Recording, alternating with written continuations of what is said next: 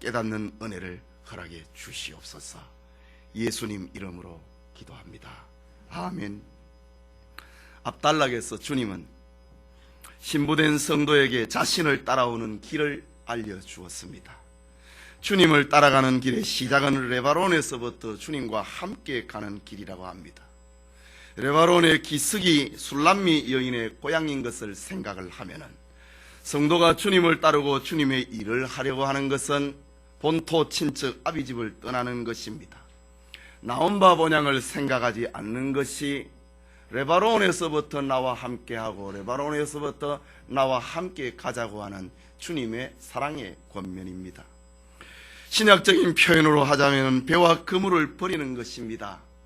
쟁기를 들고 뒤를 돌아보진 자는 하나님의 나라에 합당치 않기 때문입니다. 그래야 주님을 따라가는 주의 제자가 될 수 있습니다.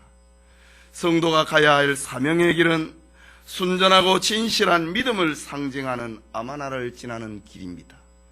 머리끝에서 발끝까지 무장하는 하나님의 전신갑주를 상징을 하는 선의를 지나가야 합니다. 주님께서 함께하는 힘으로 적장 골리앗을 물리친 다윗처럼 영적 전투가 있는 헤르몬을 지나는 길이라고 했습니다. 결국 성도는 사자와 포범같이 살아온 마귀와의 영적 전투에서 승리하고 산 정상에서 아래를 내려다봅니다. 이것은 바로 성도의 궁극적 승리를 가리킵니다. 내가 선한 싸움을 싸우고 나의 달려갈 길을 마치고 믿음을 지켰다고 하는 바울의 고백처럼 하나님의 은혜에 감격하는 것이 성도의 마지막 고백이다 라는 겁니다. 이때에 주님은 신부를 향하여 칭찬합니다. 네가 작은 일에 충성하였으니 내가 많은 것으로 내게 맡기리니 내 주인의 즐거움에 참여할지어다 라는 신약적인 표현입니다. 이렇게 주님을 따라가는 성도는 신랑 되신 주님의 마음을 빼앗는 성도가 되어버리고 맙니다. 오늘 본문은 말을 합니다. 믿음이 있는 성도가 눈을 들어서 주님을 한번 쳐다보는 것에 주님은 자기 마음이 너에게 빼앗겨버린다고 표현합니다.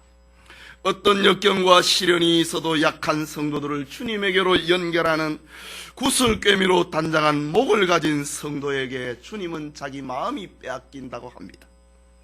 하나님을 사랑하고 이웃을 사랑하는 성도에게 주님은 내 마음이 너에게 빼앗겨버린다고 합니다. 향기로운 성령의 기름으로 단장한 성도에게 주님은 자신의 마음이 빼앗겨버린다고 합니다. 이 시간 계속되는 아가서 강의 신랑의 마음을 빼앗는 신부, 지난 시간에 이어서 계속해서 주의 말씀 받고자 합니다. 신랑의 마음을 빼앗는 신부의 모습이 어떤가? 지난 시간에 계속되는 말입니다. 오늘 본문의 말씀은 꿀방울이 떨어지는 입술이 주님의 마음을 빼앗는다고 합니다. 읽은 11절 말씀입니다. 내 신부야, 네 입술에서는 꿀방울이 떨어지고 내 혀 밑에는 꿀과 젖이 있고 라고 합니다. 여기 입술에서 떨어지는 꿀방울이라는 말은 달콤한 맛을 내는 신자의 언어 생활을 가리킵니다. 꿀방울이라고 하는 것은 순식간에 만들어져서 폭포처럼 쏟아지는 것이 아닙니다. 여러분, 꿀병을 부으면 갑자기 안 쏟아지지요? 한 방울 한 방울 서서히 떨어지는 것이 꿀병입니다. 주님은 성도의 입술을 보고 정화된 성도의 언어 생활을 보고 네 입에서 나오는 것이 꿀방울처럼 네 입에서 떨어지고 있구나 라고 합니다. 한 방울의 꿀을 모으기 위해서 벌은 부지런히 꽃을 찾아다닙니다. 그 꿀방울은 아름다운 꽃이 남긴 생명의 흔적이기 때문입니다. 그렇습니다. 신자의 입에서 떨어지는 말이 꿀방울이 되고 그것을 듣는 사람에게 달콤한 맛을 내는 것은 주님께서 우리에게 주신 생명의 선물입니다. 한 방울의 꿀을 얻기 위해서 벌이 많은 수고를, 꽃을 찾아다니는 수고를 했던 것처럼 우리 성도들의 아름다운 언어 생활을 위해서 주님의 사랑의 수고의 결과라고 하는 말입니다. 이것이 바로 중생받은 신자의 입에서 나오는 생명의 꽃입니다. 꿀은 많은 영양분을 함유하고 있는 액체입니다. 그래서 약용으로도 많이 쓰이기도 하지요. 그래서 솔로몬은 기록을 하기를 잠언 16장 24절에 선한 말은 꿀송이 같아서 마음에 달고 뼈에 양약이 되느니라. 바로 아가서에 나오는 이 말씀이 바로 잠언을 통해서 우리가 이해를 하고 해석할 수 있는 것입니다. 아가서를 기록한 사람이나 잠언을 기록한 사람은 동일한 솔로몬입니다.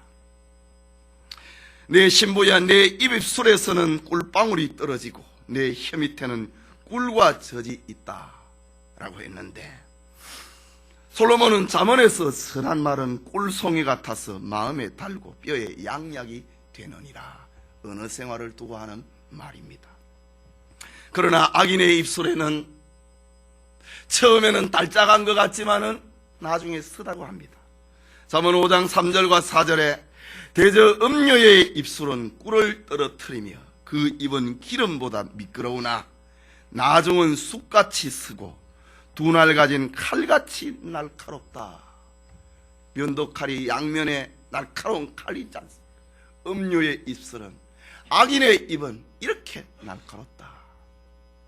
성도의 입에서 나오는 선한 말은 꿀처럼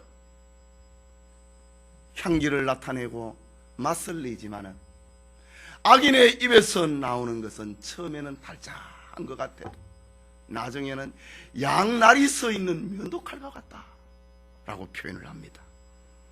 그리고 계속되는 말, 그러므로 내 아들아 내 지혜에 주의하며 내 명철에 내 귀를 기울여서 근신을 지키며 내 입술로 지식을 지키도록 하라.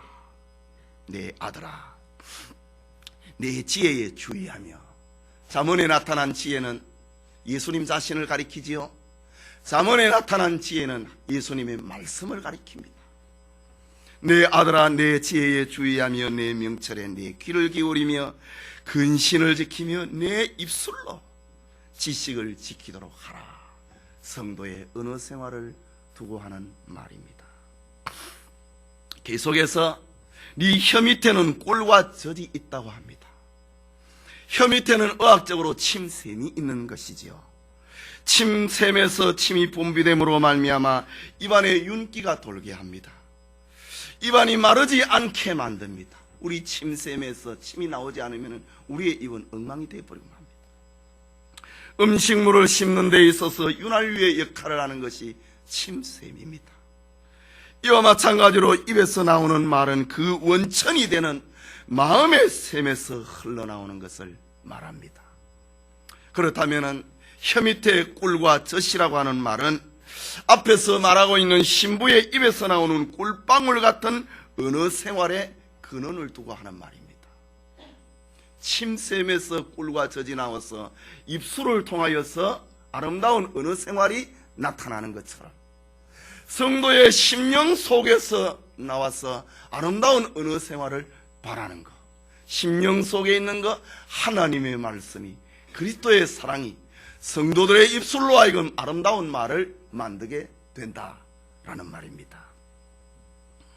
주님은 신부를 향하여서 말합니다. 너의 입에서 나오는 말의 근원은 꿀과 젖이라고 했습니다. 여기에 꿀과 젖은 마음의 삶을 말하는데, 말씀드린 것처럼 바로 하나님의 말씀이요 그리스도의 사랑을 가리키는 말입니다. 베드로전서 2장 2절에 이 젖이 꿀이 하나님의 말씀이라고 표현을 합니다. 갓난 아이들 같이 순전하고 신령한 젖을 사모하라. 이는 이로 말미암아 너희로 구원에 이르도록 자라게 하려 함이니라. 베드로가 말하고 있는 신령한 젖은 바로 하나님의 말씀을 두고 하는 말입니다. 잠언 24장 13절에서 14절에 내 아들아 꿀을 먹으라 이것이 좋으니라. 송이 꿀을 먹으라 이것이 내 입에 다니라. 지혜가 내 영혼에 이와 같은 줄을 알라. 이것을 얻으면 정녕 네 장래가 있겠고 내 소망이 끊어지지 아니하리라. 침샘에 있는 꿀과 젖이 무엇인가? 지혜가 내 영혼에게 이와 같은 줄 알라. 지혜는 하나님의 말씀이요 그리스도라고 했습니다. 주님을 마음에 모시고 있는 자, 주님의 말씀이 마음속에 머무르고 있는 자의 입에서 토해지는 언어는 꿀송이처럼 달다라는 말입니다. 성도님, 신자는 입술에도 꿀을 가지고 있고 혀 밑에도 꿀과 젖을 가지고 있는 달콤한 삶의 소유자입니다. 혀 밑에 꿀과 젖을 가진 신부의 아름다운 이것이 바로 주님의 마음을 빼앗고 마는 것입니다. 성도의 아름다운 은혜 생활을 가진 자는 바로 주님의 사랑을 받는다, 주님의 마음을 빼앗는다라고 합니다. 여러분의 마음속에 말씀의 샘을 가지고 꿀방울을 떨어뜨리는 은혜 생활을 소유하는 축복이 있기를 바랍니다. 계속되는 말씀, 주님의 마음을 빼앗는 신부의 모습이 어떤가? 레바논의 향기 같은 어복이 신랑의 마음을 빼앗는다고 합니다. 11절에 계속되는 말씀입니다. 나의 신부야, 내 입술에서는 꿀방울이 떨어지고 내 혀 밑에서는 꿀과 젖이 있고, 그 다음에 나오는 말씀, 내 어복의 향기는 레바논의 향기 같구나. 네 어복의 향기는 레바논의 같구나. 여기 어복은 무엇을 말합니까? 인간은 죄를 범함으로 말미암아 벌거벗은 자가 되었습니다. 이때 하나님은 아담과 하와에게 가죽옷을 지어 입혀 주었습니다. 가죽이라고 하는 것은 다른 생명체의 희생을 통해서만 얻을 수 있는 것입니다. 가죽옷은 예수 그리스도의 의로 성도들에게 입게 될 새 옷을 예표하고 있는 것입니다. 새 옷을 입고 있는 너의 옷은 레바논의 향기 같구나 라고 합니다.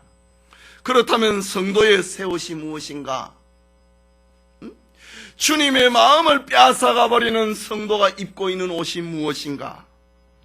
그것은 주님이 십자가의 피로 입혀주시는 칭의의 옷입니다. 그것은 아름다운 옷입니다. 그 옷을 가리켜서 흰 옷이라고 했습니다. 어린 양의 피에 그 죄를 씻음을 받은 회개의 옷이라고 했습니다. 성경은 이 옷을 가리켜서, 회개의 옷을 가리켜서 제일 좋은 옷이라고 했습니다.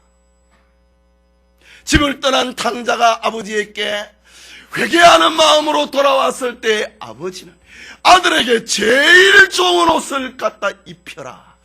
회개라고 하는 것은 제일 좋은 옷입니다.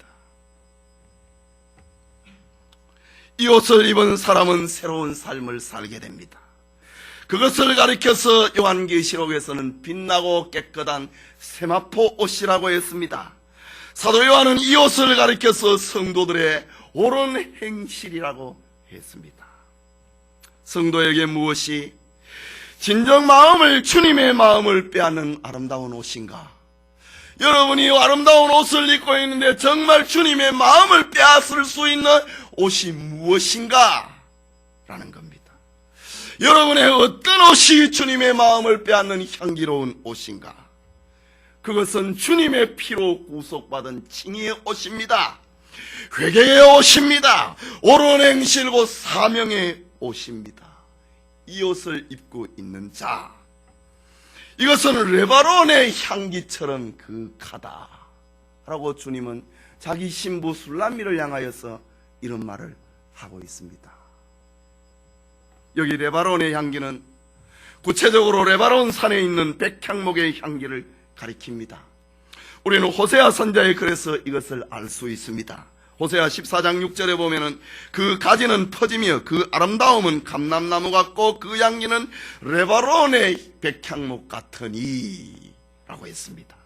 백향목은 그 키가 무려 36m까지 자랍니다. 그러면 10층 아파트, 한 15층 아파트 높이까지 자라나는 나무가 백향목입니다. 그 모양은 피라미드형으로 넓게 퍼져 있습니다. 그 수명은 1000년 이상이 가는 수명을 가진 백향목도 있습니다. 그 향기는 어떤 나무도 흉내낼 수 없는 독특성을 가지고 있습니다. 근동지방에 있어서 백향목은 최고의 나무이기 때문에 지혜의 왕 솔로몬이 왕궁을, 하나님의 성전을 이 백향목을 베어다가 성전을 짓는 재료로 사용을 한 것입니다. 근동지방에 가장 아름답고 그윽한 향기를 가지고 있기 때문입니다. 다시 본문으로 돌아갑니다. 주님의 공로로 칭의의 옷을 입고 어린 양의 피에 죄를 씻어서 희게 된 깨끗하게 된 회개의 옷을 입고 선한 행실로 치장을 난 사명의 옷으로 치장을 난 하얀 세마포 옷은 레바논의 향기 같다 라고 주님은 표현합니다. 이것은 하나님이 받으시는 향기로운 제사입니다.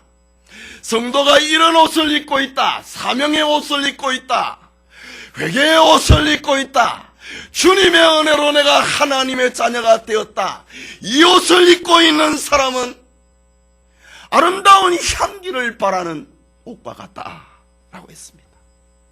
로마서 12장 1절에 그러므로 형제들아 내가 하나님의 모든 자비하심으로 너희를 권하노니 너희 몸을 하나님이 기뻐하시는 거룩한 산제사로 드리라. 이는 너희의 드릴 영적 예배니라. 거룩한 산제사가 무엇입니까? 주의 은혜로 우리가 구원받았다고 하는 겁니다. 우리가 회개하는 것입니다. 그것이 산제사입니다. 하나님 앞에 사명의 옷을 입고 있는 것, 그것이 산제사입니다. 성도님, 주님의 피로 구원받은 칭의의 옷을 입은 사람, 회개의 옷을 입은 사람, 옳은 행실 사명으로 자기 옷을 입은 사람은 주님의 마음을 빼앗아버리고 맙니다. 지금 여러분은 이 옷을 입고 있습니까? 날마다 칭의의 옷을 입으시기 바랍니다.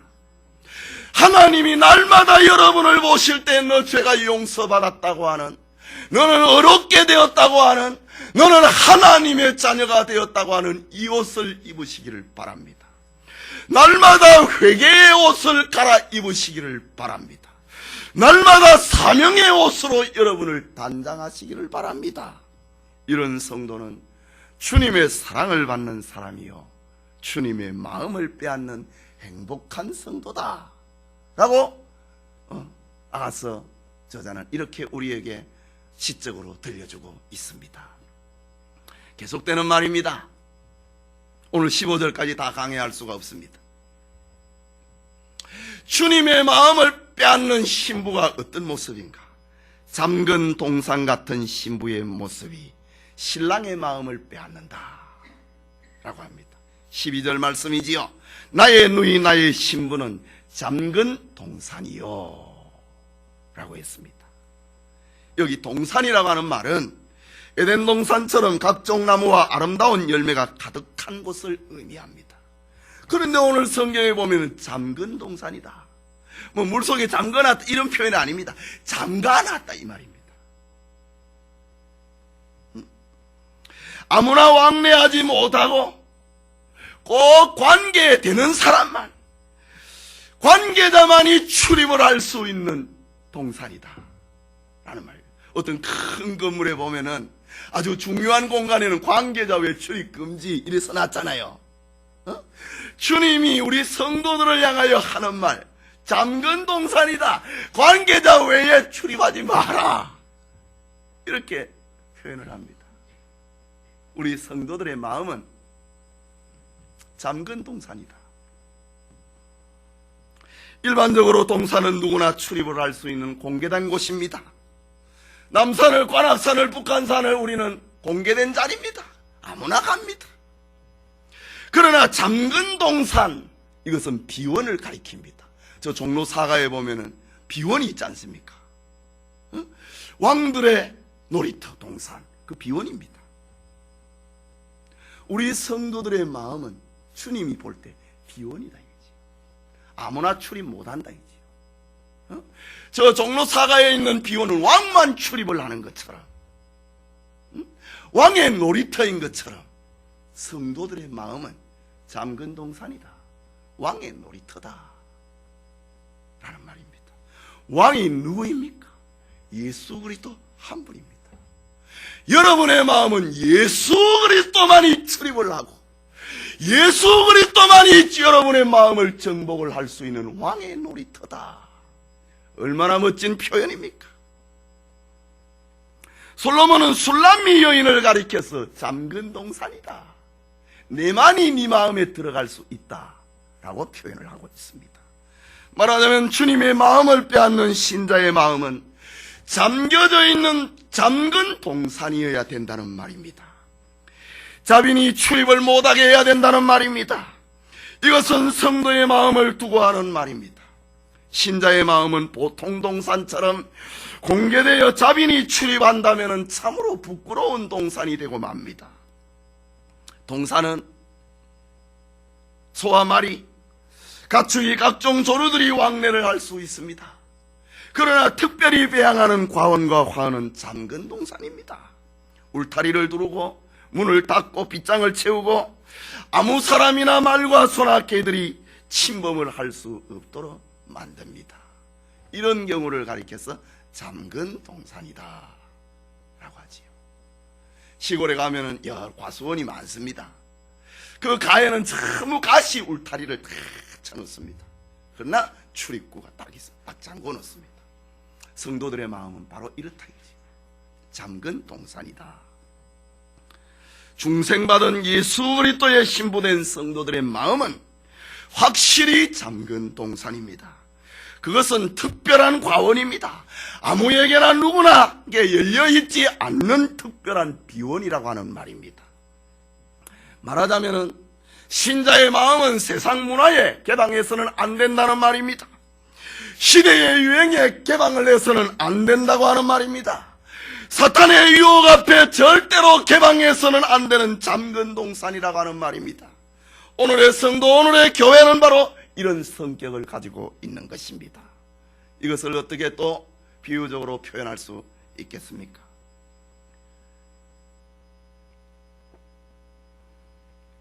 열왕기하 20장에 보면은 히스기야 왕이 병들었을 때입니다. 히스기야 왕 시대에는 아수르와 늘 전쟁을 했습니다. 아직 바벨론은 작은 나라였습니다. 바벨론의 왕이 자신의 사신을 보내서 친서와 예물을 보내면서 특별히 문병하러 왔습니다. 그때 히스기야는 바벨론의 사신에게 이 유다 나라의 영광을, 자기는 비록 몸이 병들어 있지만은 유다 나라의 영광을 그에게 자랑하고 싶었습니다. 그래서 문병 사신에게 자기의 보물창고, 군기고, 내탕고, 왕의 모든 재산을, 왕궁의 모든 재산을 관리를 하고 있는 내탕고, 그리고 왕궁의 모든 것을, 창고를 다 열어 제쳐서 바벨론의 사신에게 보여주었다. 문병하러 온 사람한테 왜 다 보여주느냐 이거죠. 히스기야는 이 일로 인하여서 이사야 선지자에게 고된 책망을 받게 됩니다. 그리고 장차 바벨론의 침략을 받아서 왕이 보인 모든 보물들을 다 빼앗겨버리고 말 것이라고 합니다. 이런 의미에서 히스기야는 잠근 동산을 지키지 못한 것입니다. 그래서 그 동산이 악인들에게, 저 바벨론의 이방인들에게 다 짓밟혀버리고 만 것입니다. 이런 경우에 히스기야는 잠근 동산을 지키지 못했습니다. 주님의 사랑과 주님의 마음을 빼앗는 성도는 오직 주님을 향하여 마음이 열려 있어야 됩니다. 오직 주님께만 영광을 올리고 오직 주님만을 바라보아야 된다고 하는 말입니다. 술람미 여인이 왕외의 다른 남자를 쳐다보면 어떡합니까? 자기만을 위해서 마음을 열고 가슴을 열고 있는 술람미 여인을 향하여서 솔로몬은 너는 나의 신부, 너는 잠근 동산이다. 왕된 솔로몬만의 놀이터구나 너의 마음이, 라는 그런 표현입니다. 신약적인 표현으로 하면은 성도들은 오직 주님만을 향하여서 마음의 문을 열어야 된다, 그런 말입니다. 주님의 마음을 얻지 못하는 자들은 바리새인처럼 사람에게 보이기 위해서 또 자기 영광을 위하여서 일을 합니다. 그러면 주님의 마음을 얻지 못합니다. 참으로 어리석은 자의 모습이 되고 마는 겁니다. 바울은 빌립보서 1장 20절과 21절에 나의 간절한 기대와 소망을 따라 아무 일에든지 부끄럽지 아니하고 오직 전가와 같이 이제도 온전히 담대하여 살든지 죽든지 내 몸에서 그리스도가 존귀하게 되게 하려 하려니, 이는 내가 사는 것이 그리스도니 죽는 것도 유익함이라. 사도 바울은 자기의 마음은 오직 주님만을 향한 잠근 동산이다, 이렇게 표현하고 있습니다. 살든지 죽든지 내 몸에서 그리스도가 존귀되게 하려 하나니 이는 내게 사는 것이 그리스도니 죽는 것도 유익하니라. 이런 마음, 오직 주님만을 향한 마음, 잠근 동산을 가진 마음입니다. 고린도후서 6장 14절과 16절에 너희는 믿지 않는 자와 멍에를 같이 하지 말라. 의와 불법이 어찌 함께하며 빛과 어두움이 어찌 사귀며 그리스도와 벨리알이 어찌 조화되며 믿는 자와 믿지 않는 자가 어찌 상관하며 하나님의 성전과 우상이 어찌 일치되리요. 우리는 살아계신 하나님의 성전이라. 우리는 하나님의 비원이라. 하나님의 비원인데, 하나님의 잠근 동산인데 우리의 마음속에 어떻게 멍에를 불신자와 맬 수가 있느냐? 우리의 마음속에 어떻게 하나님과 벨리알 마귀를 우리의 마음속에 담을 수가 있겠느냐? 어떻게 우리의 마음속에 빛과 어둠을 같이 담을 수 있겠느냐? 우리의 마음은 하나님의 성전이라. 나는 저희 하나님이 되고 저희는 내 백성이 되리라. 하나님의 비원이라는 말입니다. 성도 여러분, 여러분의 마음은 신랑 되신 예수 그리스도께서 독점하도록 해야 됩니다. 신자는 예수님에게만 그 마음의 비밀을 여는 사랑의 비밀을 간직하는 사람이 되어야 됩니다. 신자의 마음이 죄악의 침입 앞에는 문을 닫고 주님의 정절 앞에 마음의 문을 열어야 되는 것입니다. 이것이 바로 신앙의 순결이요 사랑의 순결인 겁니다. 주님은 이런 성도에게 내 마음이 빼앗긴다, 오직 주님만을 향한 마음을 가진 자, 이 사람이 바로 주님의 마음을 빼앗는다. 여러분의 마음이 술람미 여인처럼 주님만을 사랑하고 주님의 마음을 빼앗는 잠근 동산이 되기를 바랍니다. 계속되는 말씀, 덮은 우물 같은 신부의 모습이 신랑의 마음을 빼앗는다고 합니다. 12절의 말씀, 나의 누이 나의 신부는, 그 다음에 나온 말씀, 덮은 우물이요 라고 했습니다. 솔로몬은 술람미 여인을 가리켜서 그 앞에는 잠근 동산이다 라고 했습니다. 오직 왕만이 출입을 하는, 오직 주님만이 출입을 하는, 주님이 오실 때에만 문을 열고 닫는 잠근 동산이라고 했는데, 그 다음에는 덮은 우물이라고 했습니다.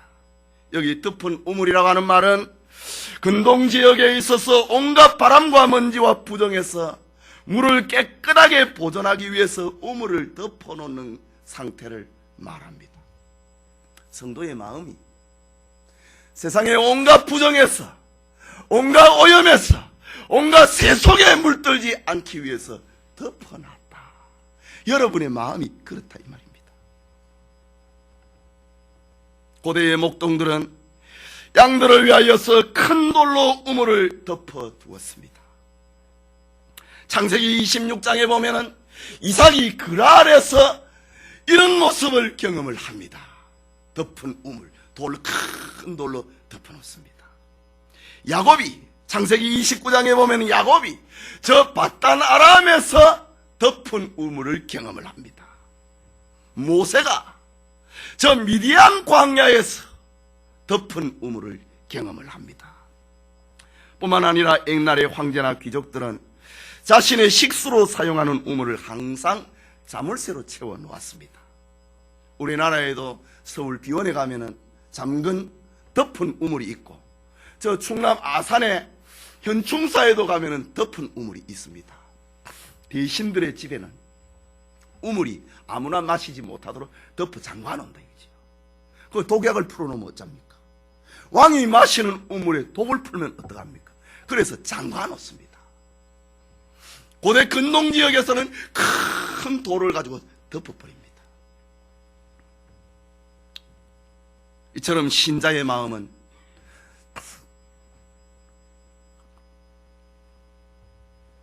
덮은 우물 같아야 된다라는 말입니다. 그 마음은 거듭난 마음입니다. 그 마음은 생수를 간직한 마음입니다. 그 마음은 진리의 말씀을 간직하고 있는 마음입니다. 그 마음은 소망의 비밀, 예수님의 재림을 간직하고 있는 마음입니다. 그 마음은 천국의 즐거움을 간직하는 마음입니다. 여기에 먼지와 오물이 섞이지 않기 위해서, 들어가지 않기 위해서, 먼지와 오물이 들어가서 그 물을 부정하게 만들어지는 것을 막기 위해서 덮어놓아야 된다. 성도들의 마음이 덮은 우물이다. 주님이 자기 신부 술람민을 향하여서 하는 말, 너는 덮은 우물이구나. 세속이 물들지 않기 위해서, 온갖 부정이 네 마음 속에 들어가지 못하게 하기 위해서 네 마음을 덮어놓았구나.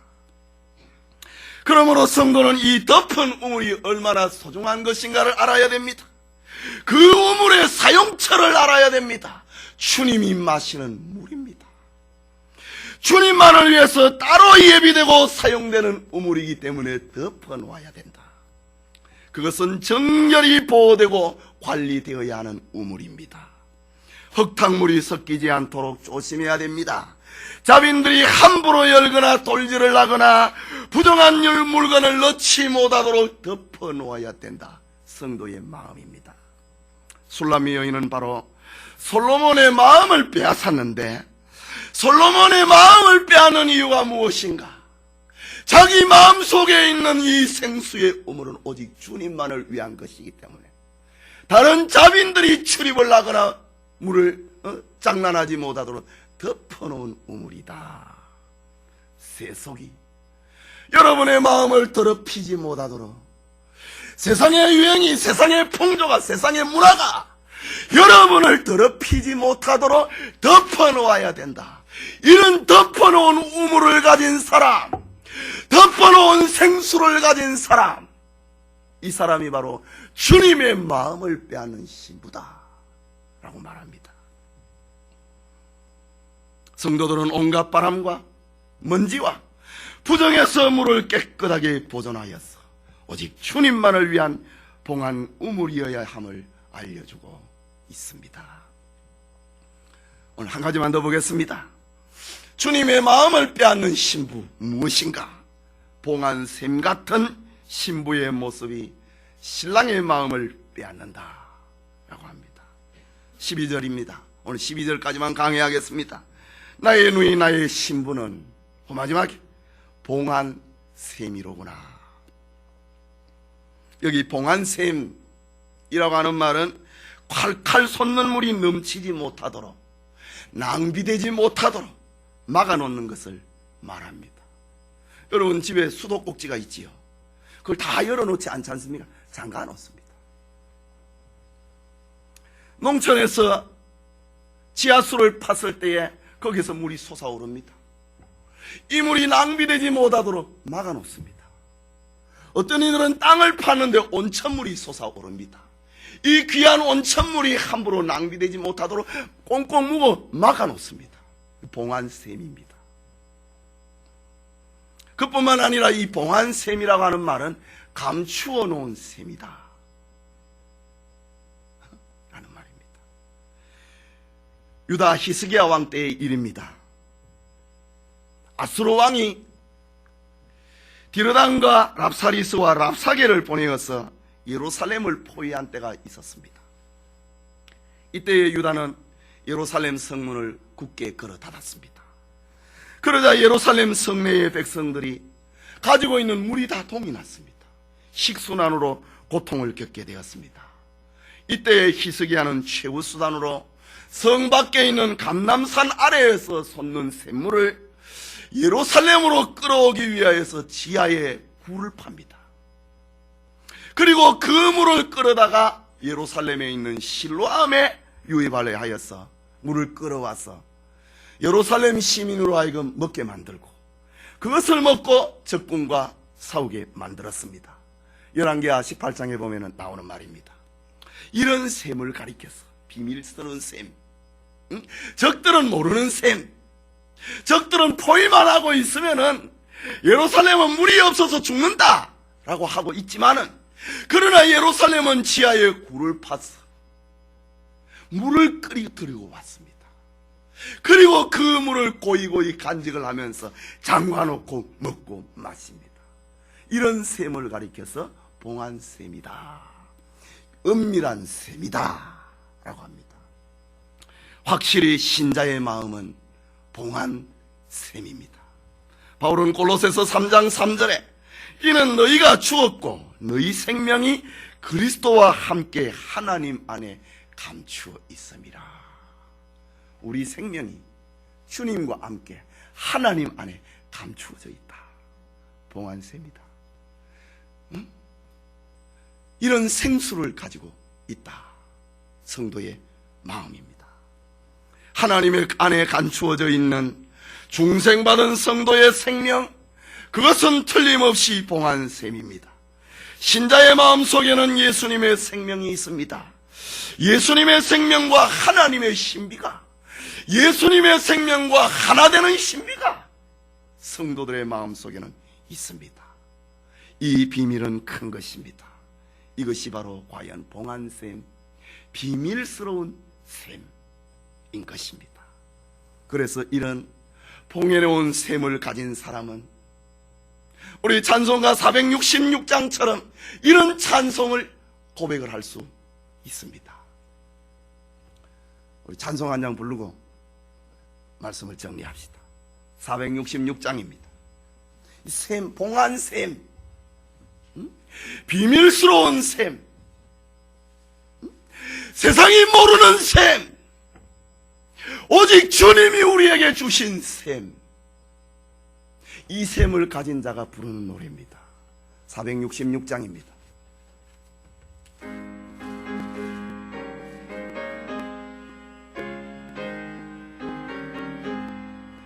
나 어느 곳에 있든지 늘 마음이 편하다. 주에서 주신 평안은 늘 충만하도다. 너의 마음속이 늘 평안해. 너의 마음속이 늘 평안해. 악한 죄 파도가 많으나 마음이 늘 평안해. 내 마음에 솟는 영생수 한없이 흐르니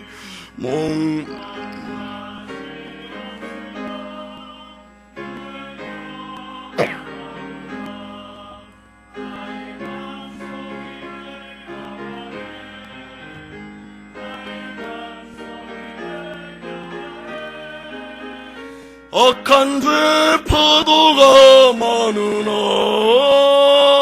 마음이 늘 평안해. 참되신 주의 사랑을 경험치 못하네. 그 사랑 내 맘 여시고 소망을 주셨네. 나의 마음속에는 평안해. 나의 마음속에는 평안해. 악한 죄 파도가 많으나 마음이 늘 평안해. 주의 손과 고난을 왜 몸소당해. 주 함께 고난 받으며 멸류관 받겠네. 나의 마음속에 늘 평안해. 나의 마음속에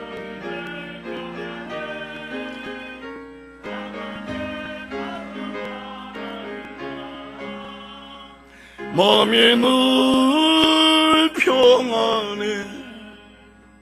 여러분의 마음속에 주님이 주신 봉안샘을 가진 자, 세상 사람들은 몰라줘도 여러분의 마음은 평안을 얻을 수 있다는 말입니다.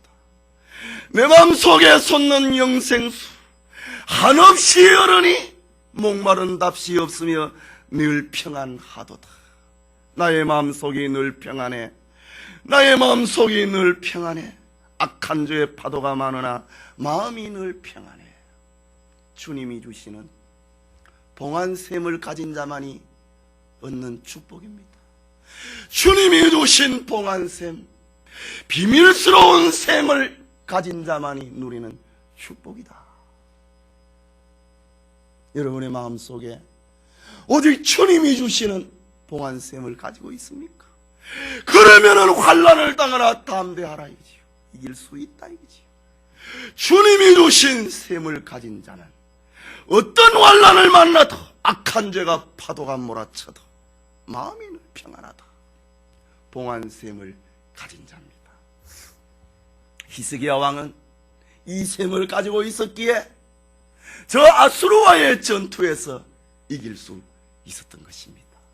여러분의 마음속에 주님이 주신 봉한 샘, 비밀스러운 샘을 간직을 할 때에 세상에서 낙심하지 않고 절망하지 않고 이길 수 있다. 이 축복, 봉한 샘을 가지기를 소원합니다. 여러분, 술람미 여인은 솔로몬 왕의 마음을 빼앗았습니다. 술람미 여인의 아름다움은 솔로몬의 마음을 고무시켰습니다. 솔로몬은 신부의 아름다움에 마음이 녹아버렸습니다. 이러한 신부의 매력 앞에 그 마음이 이끌림을 당하였다고 합니다. 네가 내 마음을 빼앗는구나. 신자의 입술에 꿀방울이 떨어지고 혀 밑에 꿀과 젖이 있는 달콤한 언어 생활이 성도의 아름다운 언어가 위로하고 화평케 하고 사랑하는 언어가 주님의 마음을 빼앗는다. 네가 내 마음을 빼앗고 있구나. 레바논의 향기로운 업, 날마다 주님이 날 구원하셨다고 하는 칭의 옷을 입고 날마다 회개의 옷을 갈아입고 날마다 사명의 옷을 입는 자, 네가 내 마음을 빼앗구나. 주님은 말합니다. 진정 우리 주 예수 그리스도는 그는 이렇게도 아름다운 오늘의 신부를, 오늘의 교회를, 오늘의 성도들을 사랑하고 있습니다.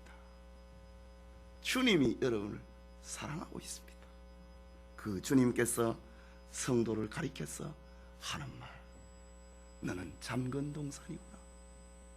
너는 덮은 우물이구나. 너는 봉한 샘이구나 라고 말씀하십니다. 잠근 동산은 결코 모든 사람의 공유의 소유물이 될 수 없습니다. 덮은 우물은 결코 만인의 것이 될 수 없습니다. 봉한 샘은 결코 누구나 접근할 수 없습니다. 그리스도의 피로 구속받은 성도의 마음은 오직 우리 주 예수 그리스도의 것이기 때문입니다. 바울은 로마서 14장 8절에 우리가 살아도 주를 위하여 살고 죽어도 주를 위하여 죽나니 그러므로 사나 죽으나 우리가 주의 것이로다. 우리는 주님을 위한 잠근 동산이요, 주님을 위한 덮은 우물이요, 주님을 위한 봉한 샘이다. 그러므로 신자의 마음은 마귀의 것이 될 수 없고 세상 문화와 쾌락이 우리의 마음을 더럽힐 수 없고 오직 주님의 것이기 때문입니다. 뚜껑이 열려있는 샘이나 우물, 문이 열려있는 동산은 온갖 부정과 오물과 질병에 휩싸일 위험이 있습니다. 여러분의 마음이 동산이 열려있는가요? 세상 문화가 막 들어가고 왔다 갔다 하는 얘기죠. 여러분의 마음의 우물이 열려있는가?